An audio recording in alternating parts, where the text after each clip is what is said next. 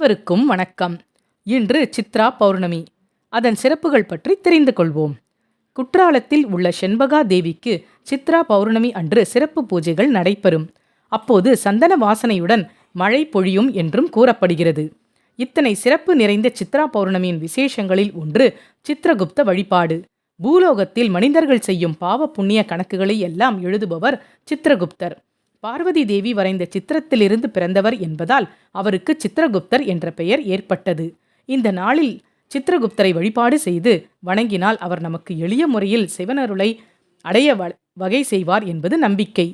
இந்த நாளில் அந்த காலத்தில் பூஜை அறையில் ஓர் ஓலைச்சுவடியில் சித்ரகுப்தன் படி அளக்க என்று எழுதி வைத்து வழிபடுவார்களாம். இன்று நாம் அதை ஒரு நோட்டில் எழுதி வைத்து வணங்கலாம். விரதம் இருந்து மாலையில் பூஜை செய்வதும் விசேஷம்.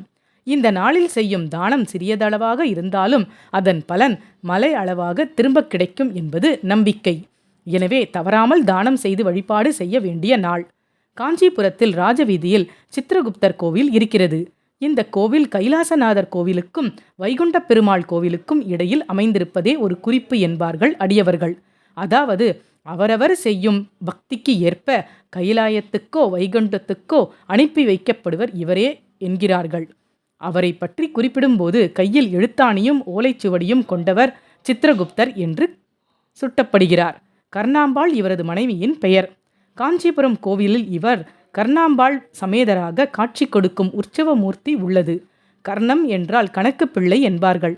கர்ணத்தின் மனைவியானதால் இவரை கர்ணாம்பாள் என்கிறார்கள். திருவண்ணாமலையில் சித்ரகுப்தன் விசித்திரகுப்தன் ஆகிய இருவருக்கும் சன்னதி உள்ளது. வழக்கமாக சிவாலயம் சென்று வழிபட்டாலே சித்ரகுப்தரின் அருளை பெறலாம். நோய் நொடிகள் ஆற்ற நீண்ட ஆயுளையும் செல்வத்தையும் புண்ணியத்தையும் அந்த சித்ரகுப்தர் நமக்கு அருள்வார். நன்றி. வாழ்க வளமுடன்.